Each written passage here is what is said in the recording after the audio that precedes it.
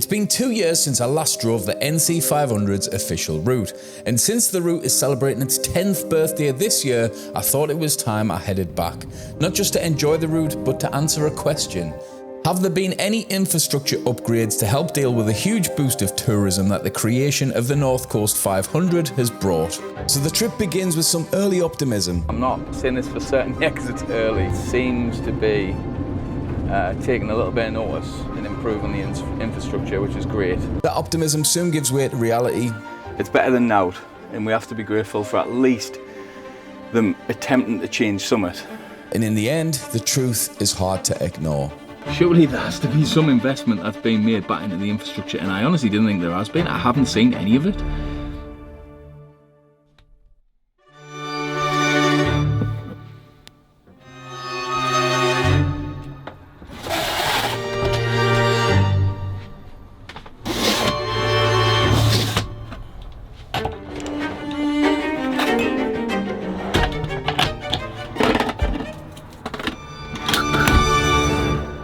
So the app that I'm using to plan this road trip is called Camper, and it's available on Android and Apple app stores. This is the trip planner where you plan your road trips ahead of time with a number of days, date of the trip, and even a packing checklist so you don't forget anything. If we open the planner and I press on preview route, you'll see that the current day's itinerary with the driving distances and estimated driving time is displayed. You'll also notice there's grayed out icons on the top of the screen as well. These are locations that are pinned for day 2, and if I switch to day 2, they become active and day 1 is now grayed out.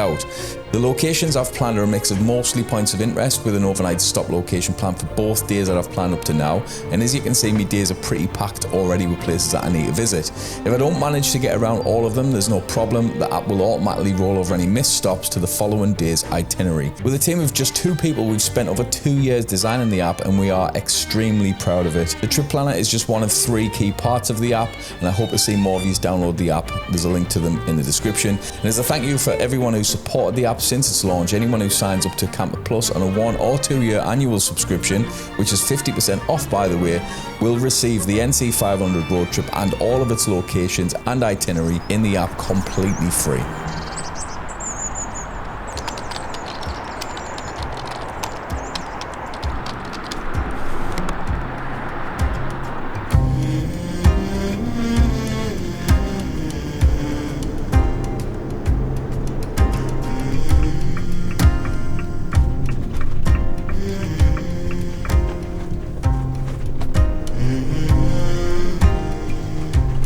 Just filled up some diesel, and on my way in I've noticed there's a signpost for basically toilet disposal by the looks of it. I think it was pointing down this direction, so what I'm actually going to do is I'm going to try and head a little bit further down and see if I can find it. So as it turned out, the petrol station where I filled up was actually where the motorhome service point was by the looks of it. I will visit there again on the way back down when I'm finishing the NC500 because I do want to add as many of these places to the map as humanly possible. With a bit of luck, that might be a sign. Maybe they have really started to invest. And remember, if you do download the Camper app, there's a link to it in the description. Any service locations at all that anyone adds are all public, and I please ask that all of you who do go on the app spend a bit of time and add all of these locations that you already know about, if there is any, and get them added to the map so everyone can benefit and no one's stuck having to try and get rid of toilets anywhere else and just leading people to do bad things, really, make bad decisions. So yeah, that's the plan. Get amongst it, help everyone else if you can.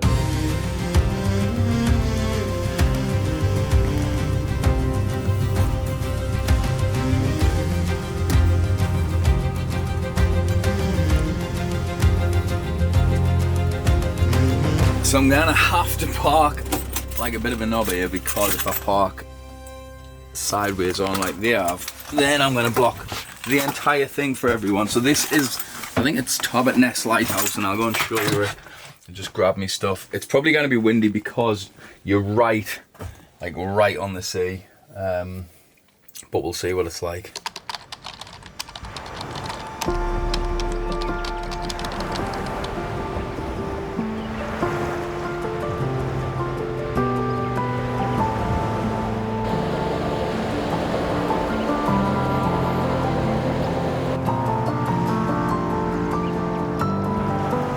what a beautiful way to start the NC500. I will say though, the chances of you getting this kind of weather in somewhere as exposed as this, where there's not even really any wind, is probably quite slim. I've been very lucky today. But a lot of people will skip this because it is a little bit out the way. You do kind of have to come on a bit of a peninsula and come back on yourself to get to it, but it's a beautiful spot. And although you can just see the sea, and as far as you can see today, from the other side you can see the mainland as well. So most people will rush to the mountains, which is fine. I understand it, I've done it. But this isn't a bad way to start. You're going to see all the beautiful dramatic stuff soon. If you're doing the NC500, you can't avoid that bit. This kind of stuff is a little bit different. It's lovely. Duncansby stacks as well. It's another one you have to do. So yeah, not a bad way to start. But we'll head round the other side and have a look at the other bit where you can see mainland from the lighthouse.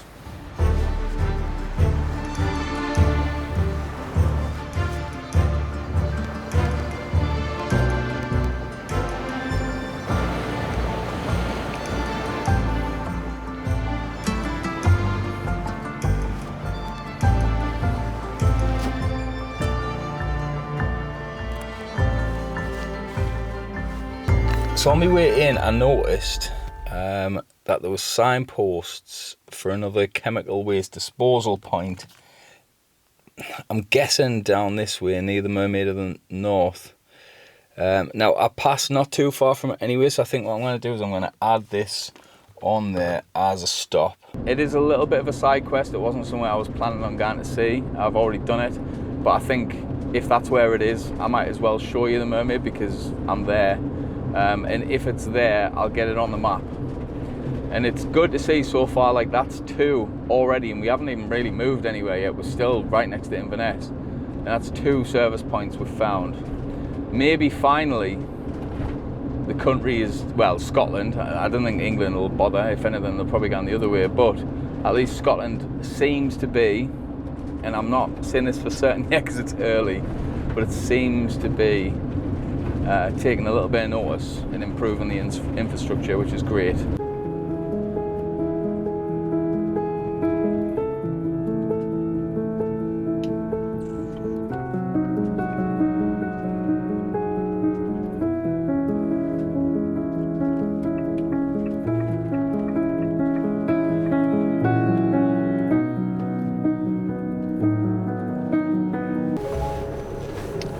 Trying to figure out where this toilet place is, and I'm guessing it's around there somewhere. The signpost says it's in there, but I'm not exactly sure where about.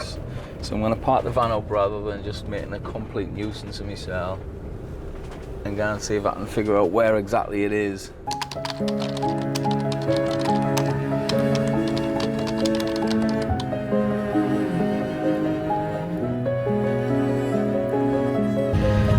So yeah, that's the Mermaid. She's probably not the prettiest thing you've ever seen, but it's worth coming to visit for the first time if you've never been before. And a nice little coastline for good measure.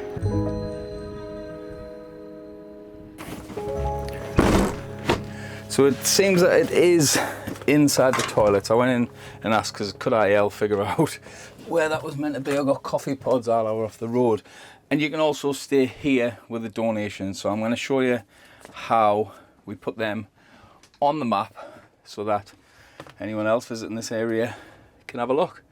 It's good to see. I would have liked, I suppose being picky, a proper motorhome service point where you've got water fill up and other bits and bobs, but it's better than naught, and we have to be grateful for at least them attempting to change summit. Fingers crossed further down the line they use proper service points, bigger service points, like dedicated ones rather than that kind of thing, because that's not going to be open all the time. But like I say, it is better than now, so let's go and put them on. Alright, so we're in camper. We'll go to the location vault, and it's in here, so in this little section. So we'll go add location. It's a services. It's just toilet disposal, there's no water. It's accessible for pretty much anything, I would say.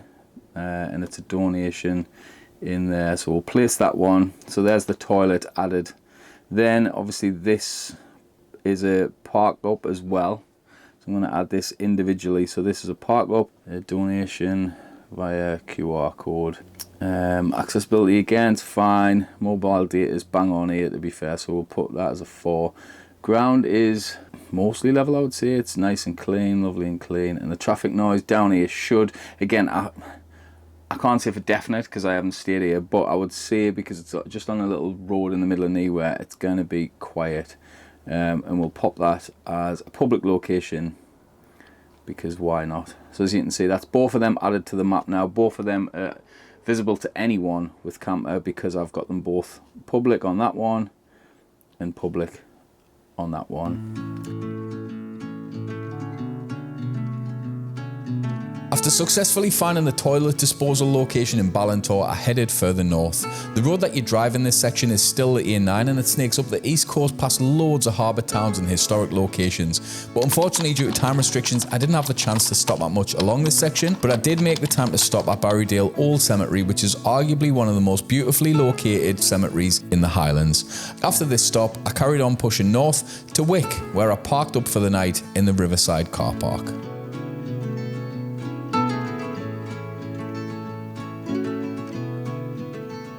Decided to stay because mainly I've stayed here before and it's a perfect little overnight spot ready for tomorrow. So there's one space here, another space just there, and the third space is where I'm in. So I was parked over at the corner originally because last time I've stayed here you could just kind of park anywhere and get an overnight ticket. They seem to have limited it to 3 different park ups now, which is fair enough. So I've gotten that. I think it was £10 for a 24-hour pass or ticket, and I don't know where I've put the ticket actually, so I might end up having to get another one.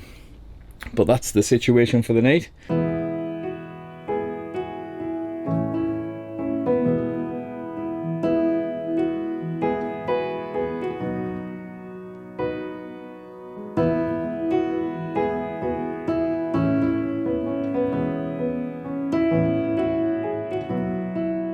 That car park was being created last time we were here, so it's probably been 2 years since we last done like this side of the NC500. We just go on the west side most of the time now.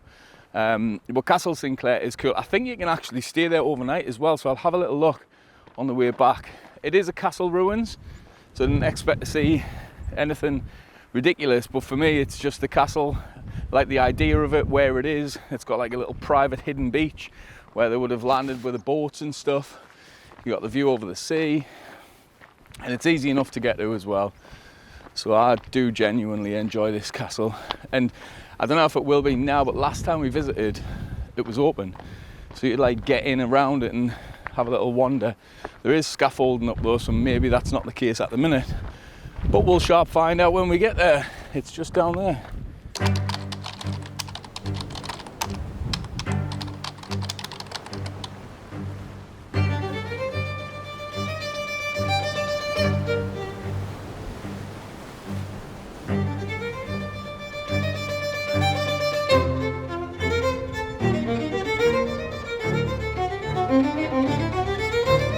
As we walk around, you can see the bridge that leads you across. We'll have a look to see if that's open. But this is what I was on about. So down there, you've got just like a little cove that presumably from out there, unless you're looking at it directly from that angle, you're not going to even notice that. Looks like they're doing quite a bit of work to preserve it at the minute as well, so we'll see if it looks open, and if it is, I'll show you it.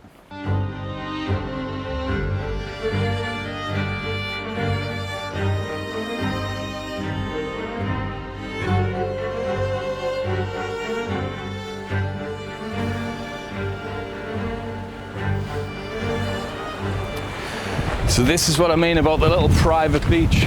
It's all made up of this stuff, which is what makes the castle look so nuts. It's in layers. So as you can see,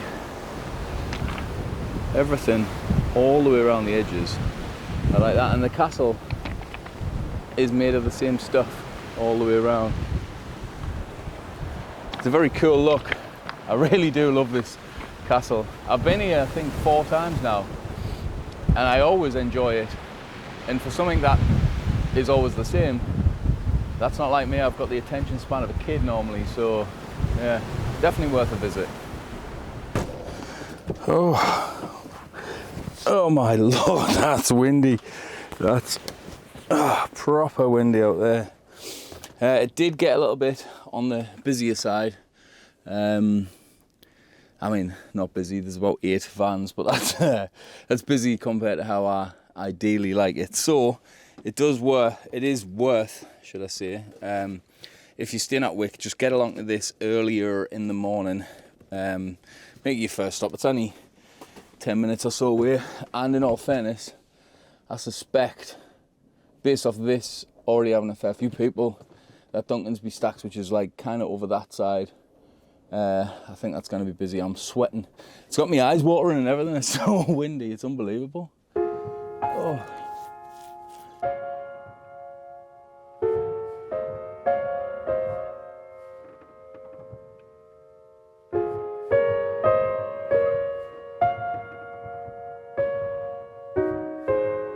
I've pulled in because I want to add this. So it's £10, you've got water, toilet, electric for a tenner. Let's get it on the map. There it is. Time to crack on.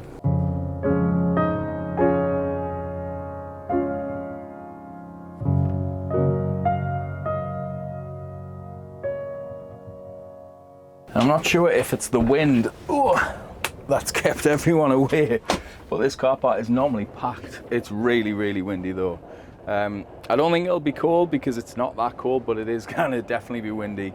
So you might get a little bit of luck where you cannot hear me talking, in which case I'll just put some music over the top and you can see the cinematic stuff. So let's get out. It sounds mad, the van's getting blown all over, but obviously there's a lighthouse and stuff as well there, which I'm not so fussed about, but let's go and show you this because it's absolutely beautiful.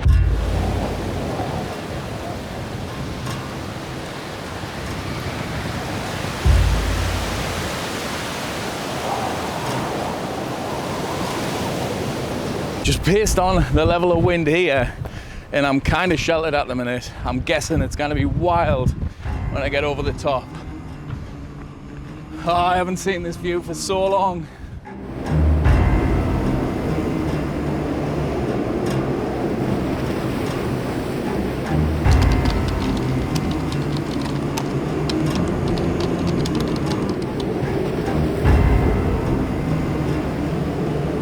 The stacks are not quite as glorious looking when there's no light hitting them and they don't stand out as much. So I'll hang around to hopefully get some sun, because I think it's going to come round from these clouds any minute.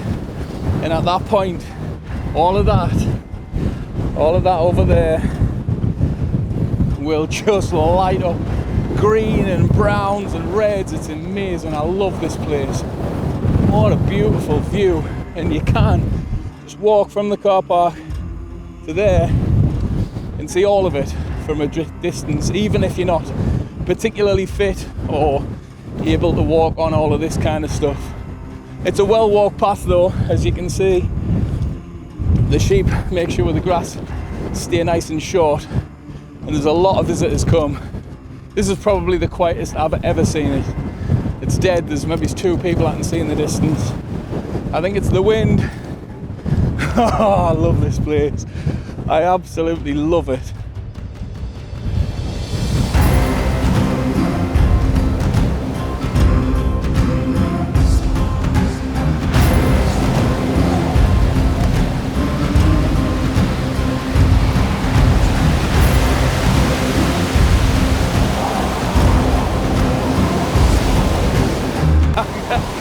I can barely breathe if I face the other way.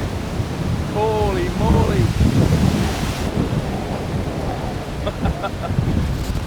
I'm just waiting for the sun to come out and give us some light.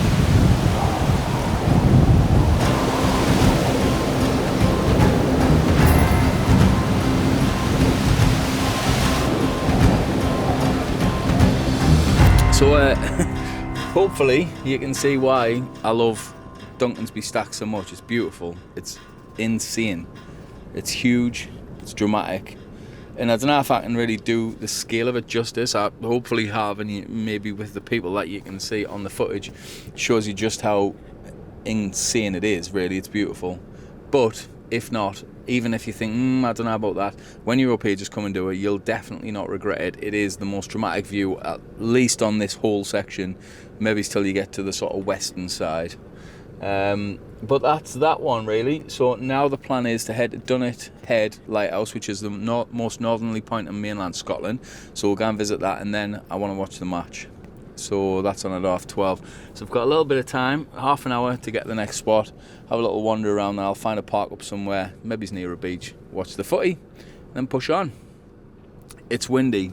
My eyes are like stinging as if I've been crying because of the amount they've been watering. Whoa.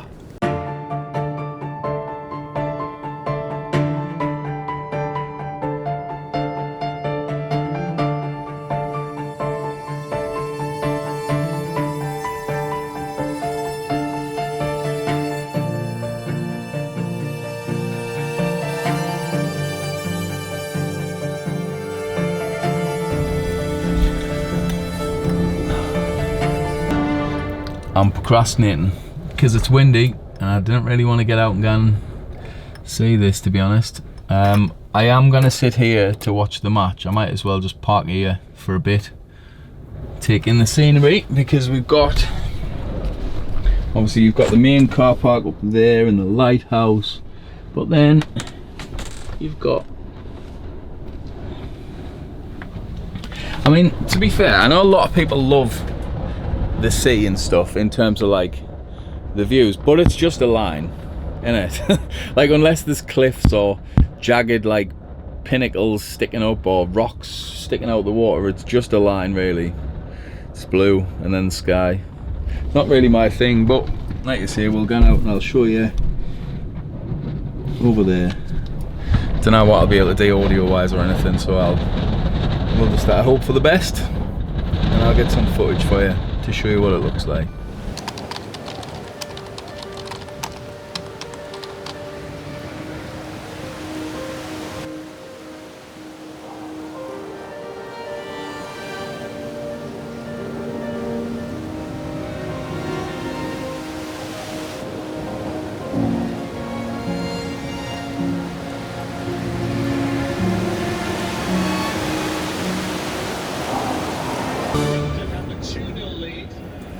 Scored by Igor Thiago before Benjamin Šeško scored his first Manchester United goal, and that.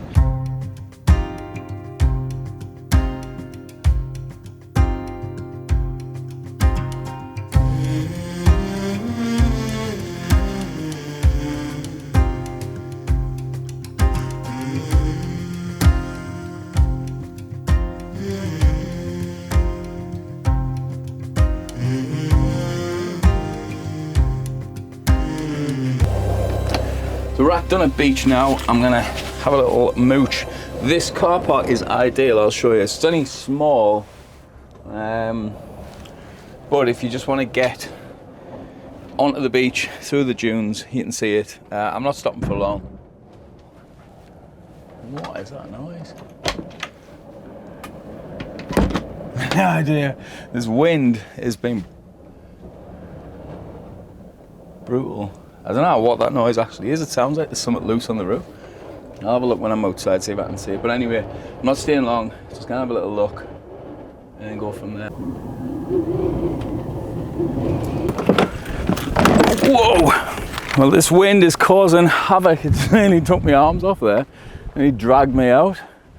What it was, the noise, was actually on the roof, the window above my bed. Somehow the wind had pulled that open, which isn't ideal at all. It doesn't seem to be damaged. I've shut it. I will have to keep an eye on that because this wind is brutal. And it wasn't that long ago that this exact same thing, this horrendous wind back home, it ripped one of my windows off the top of the van, snapped it, and I had to pay nearly 300 quid for a new one. So I'd rather not do that again, but it's super, super windy today. Seems to be getting worse. Tongue Causeway is going to be lethal later on if we get that far today.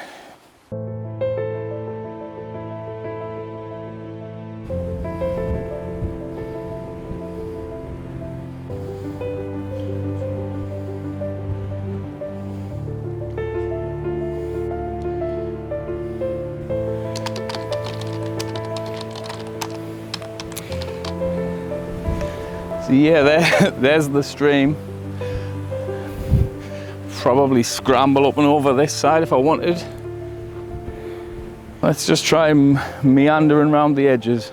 Oh, this is Dunnet Beach. It's absolutely enormous. So you've got right the way along there's a car park. It's decent size. A lot of people go to there because you can get straight to the beach without having to cross that little stream. You've got a campsite, which I believe is the Motorhome and Caravan Club site at the far end of there as well. But this beach truly is enormous, and it's hard to show the scale. Even on Google Maps, when you look, it doesn't look like it's going to be that big, but it is. It's massive. So I'll see if I can show you.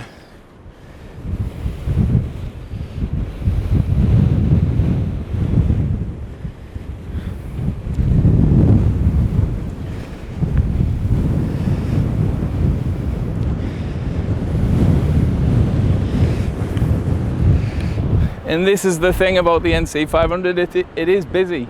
Like, it's the end of September, beginning of October. It's not the quietest season, it's probably one of the better parts of the season to come. And there's a couple down there, another couple up there. Other than that, I've got the beach to myself. Oh, what a place. Oh, I love it up here.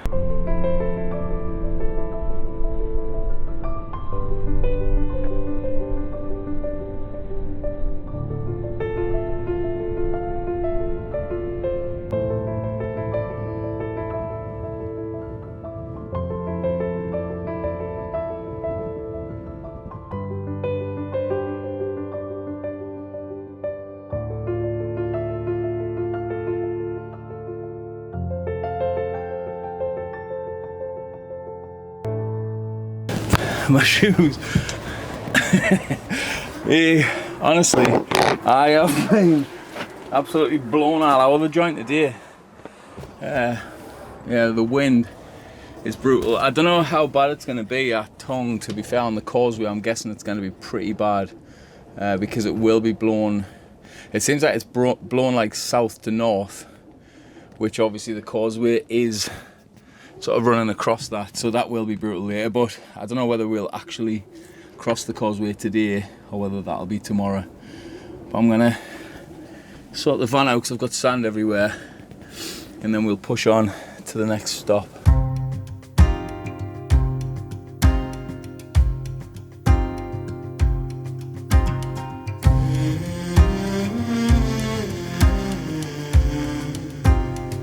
This might sound fairly self-explanatory, but for anyone who hasn't spent a lot of time in the Highlands are not like pretty much anywhere else in the UK. There's not like an abundance of petrol stations dotted everywhere where there's like 3 of them facing each other like there is in cities and stuff, if that's where you live. Although the ones that are here generally have out of hours payment methods like card machines and stuff, they're not as abundant as you would maybe expect based on sort of normal day-to-day life wherever you live.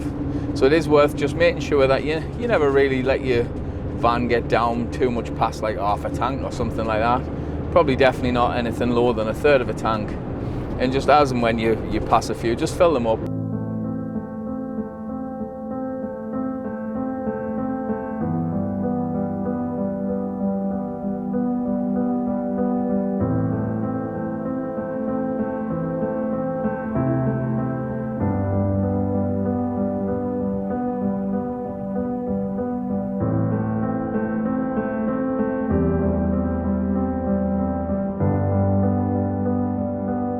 So the original plan was to stay at the campsite at the hostel at Tongue, but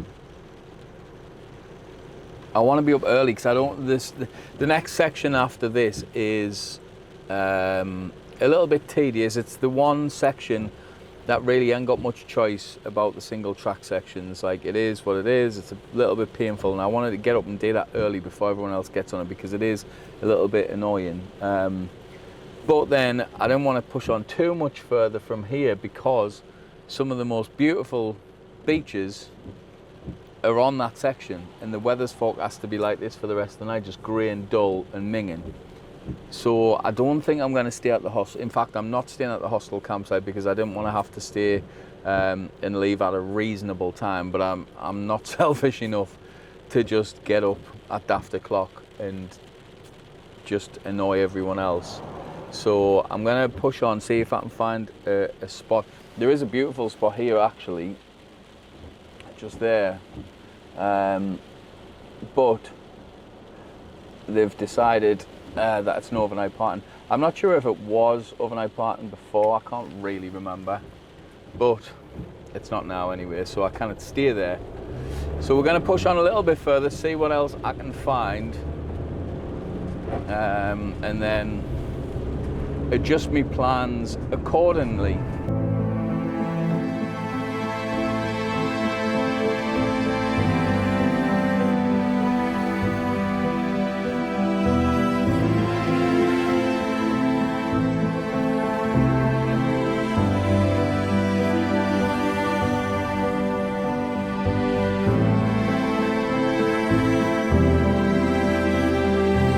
So this is the aftermath of the roads.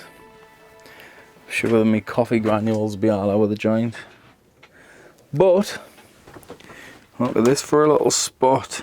If I can get it to focus through there, come on. There we go.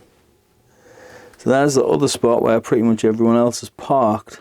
So what I've had to do is obviously get the old leveling legs down, and that's the only thing that's give us a chance at getting the van level on this, because it is on quite a big bank. As you can see, the front is down, the back is up, but the other back corner is actually up really high to try and level it out. Not a spot you could probably park at even with ramps, really, unless your ramps are massive, I suppose. We'll have a walk along and I'll show you. And you can actually see that back corner, I think that back corner is actually off the floor.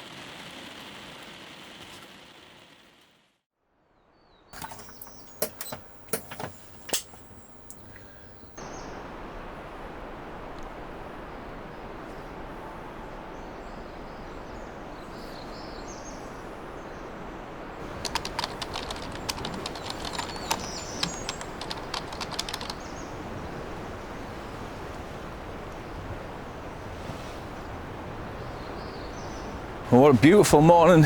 It is a little bit fresh. I have woken up in much worse locations than this, and to be honest, I was expecting the weather to be awful because it said it was going to be, but for the time being, we've got bright sun, we've got birds singing, we've got a nice beautiful beach. Just a quick reminder for anyone who hasn't already seen, download the app Camper on the App Store. There's a link in the description, iOS and Android. If you subscribe to a 1 or 2 year plan, you'll get this actual road trip that I'm doing for free. It's got the park ups and everything else on the map that I've been staying at. I have put this one on. I haven't put this one as public just purely because, if I'm honest, there's not really much space for it, and most people will probably not get at it. However, I have put the one just at the bottom of the bank down there facing the beach. I have put that one on because there's about 5 vans currently in there, there's plenty of space, and it seems to be fine. So I have put that one on, not necessarily this one, but if you stay there you'll see this one anyway. If you've got a van that can cope, or if you didn't mind sleeping like that, then there's no dramas with that.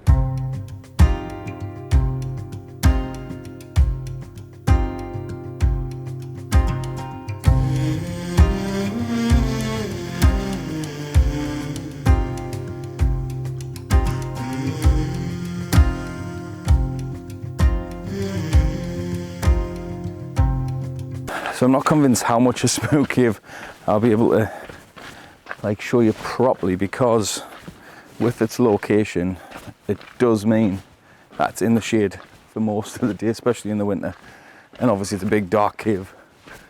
Footage might work, it might not.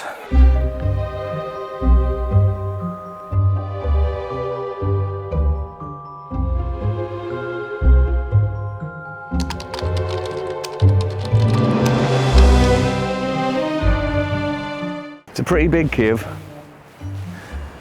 It's massive. There's actually a waterfall inside it. I'll take you in because I'm here anyway, so let's grab a photo from here first and I'll take you in.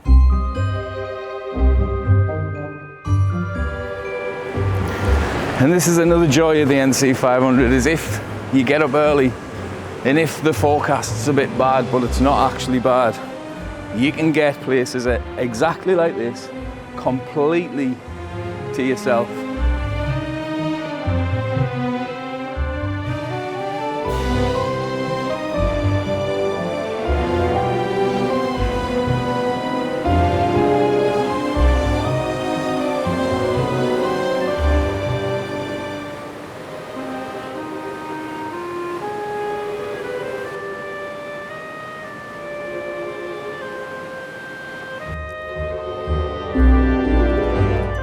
The first time we came to see Smoo Cave, I didn't expect it to be like this. I was thinking, oh, here we go, a cave, but it's a proper cave. It's a big old cave.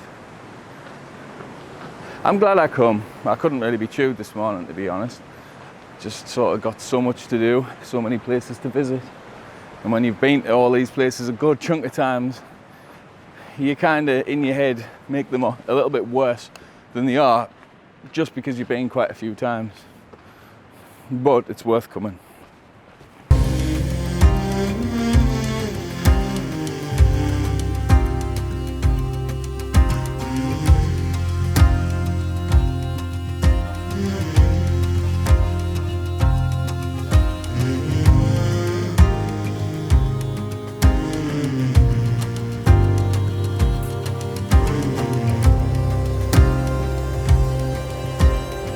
When it comes to campsite locations, especially on the NC500, I don't know if there's any others that can top the one on that hill, looking out over the beach.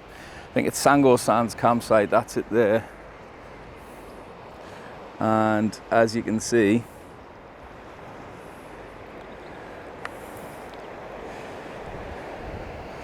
in terms of location, I don't know if there's anywhere better than that.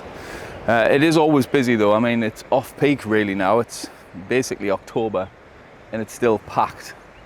I think unless you want electric, it's just turn up and it's first come first serve. But if you want electric, I think you can book in advance. Again, all the campsites are included on the camper app. If you can book online or it has a phone number as a minimum, then they're all on there. There's no like dead campsites or anything, but look at the views, man.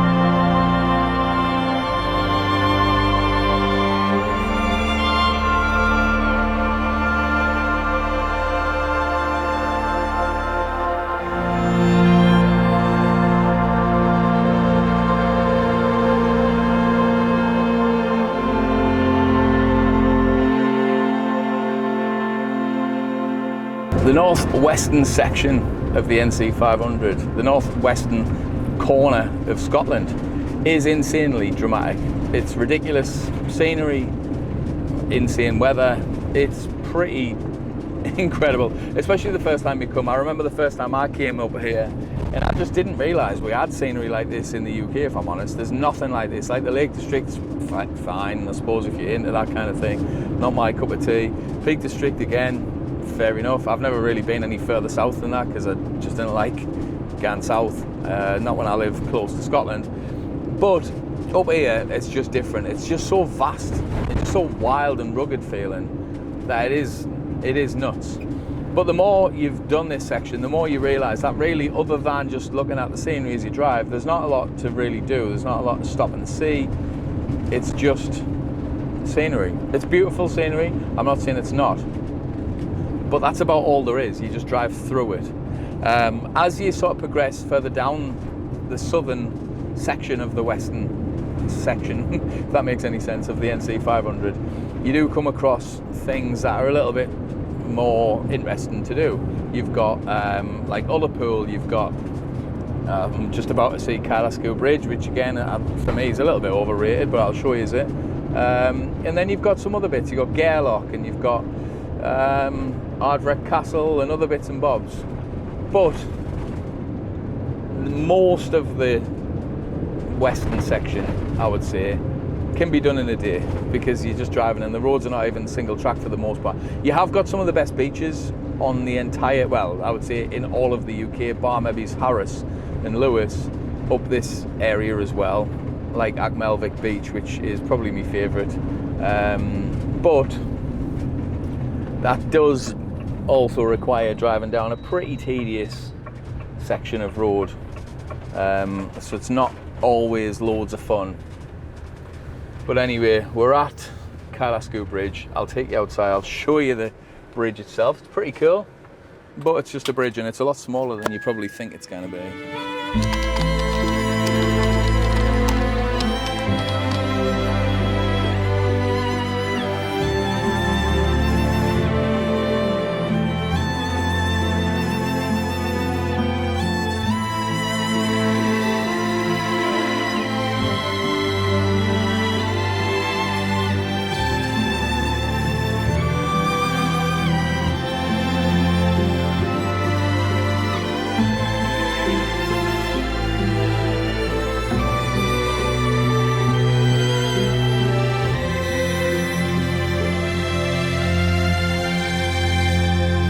Been to Tesco in Ullapool to grab some food, and I've been thinking while I've been walking around there in the shop, like, have I noticed anything that's changed? Because I've been obviously a little bit distracted showing you some of the beautiful locations and stuff over the last day or so. I've been busy trying to grab the photos that I need and all the rest of it. But then when I started thinking, if I'm honest, I haven't noticed anything that's changed other than initially at Inverness there was a couple of like motorhome service point signposts and places that I found that I put on the camper app. So again, if you're in that area, download camper, you'll see them. But other than that, I ain't seen now else. It's been 10 years since this road trip was first made, and I know they didn't have any plan for any of this initially, but surely there has to be something that they've done. I do know that they have increased the car park at Achmelvik Beach to make it bigger because it was tiny and it's a beautiful beach. And I know not far from Ullapool where the waterfall is, they have also made like a motorhome service point in the car park thing there. But other than that, and to be honest, even the places early on in Inverness, it's not like they've made them, they've just presumably paid some businesses to let people empty the toilet in there. Like one of them was that sort of community, the Seaboard Centre or whatever it was called. They just put a little chemical waste disposal out the back. So it's not like the council's necessarily made like this brand new service point thing. So I honestly don't know where the money's gone. I do know that a lot of the money doesn't go directly into the council's pockets. I understand that. But in 10 years, the amount of tourists that this brings, surely there has to be some investment that's being made back into the infrastructure, and I honestly didn't think there has been. I haven't seen any of it. So what I think I'm going to do is I'm going to head home now. It's about an 8 to 10 hour drive by the time I stop and fill up diesel and stuff from here to mine. And I'm going to have to finish off the last part of this video at home doing a bit of research and try and tell you whether there has been anything, because I cannot see it at all. And I honestly thought it would be pretty easy drive around, point it out and be like, oh, look at that, they've added that in the last 2 years, that's been changed in the last couple of years. I ain't seen none of that, nothing at all, which is a shame. But I'm not surprised. I can't say I'm surprised at all. Nuts, really. When I first set off on this trip, a full 10 years on from the launch of the NC500, I honestly expected to see a very different picture. I thought in the last couple of years since I'd last done the trip, I'd see some new road improvements, maybe more toilet disposal locations, some additional overnight park-ups, maybe bigger car parks at some of the viewpoints. You know, the sort of changes you'd expect after a decade of the busiest road trip in the UK. But instead, what I actually found was just more of the same. The same narrow roads, the same pressure points, the same lack of facilities in certain areas. The only thing that really did stand out as new was that there were loads more extra pay and display machines in car parks that used to be free, which, might I add, also affects the locals, not just tourists. And the council's best idea in all of this time was to spend months planning at the taxpayers' expense a £40 permit scheme. The whole idea was that campervans and motorhomes could buy a permit for £40 and get the privilege of using a handful of bays in council car parks overnight if there was any spare. And the money generated from this, we were told, would fund brand new infrastructure. So how did this incredible, genius scheme go? Well, in a full year, just 40 permits were sold. That's 40. That's not even a fraction of how much this scheme cost to implement in the first place. So what is the takeaway? Well, first of all, you cannot pin these problems on tourists. That's like inviting hundreds of people to your house and then complaining that the hundreds of people in your house. Secondly, the people running the councils and the tourism boards clearly are out of ideas on how to handle this. And finally, the NC500 will always attract new visitors. It's stunning, it always will be. But at what cost? Because with no real plan and without any real investment, there's always going to be a wedge of resentment between locals and tourists, and right now there is no plan and there's also no real investment.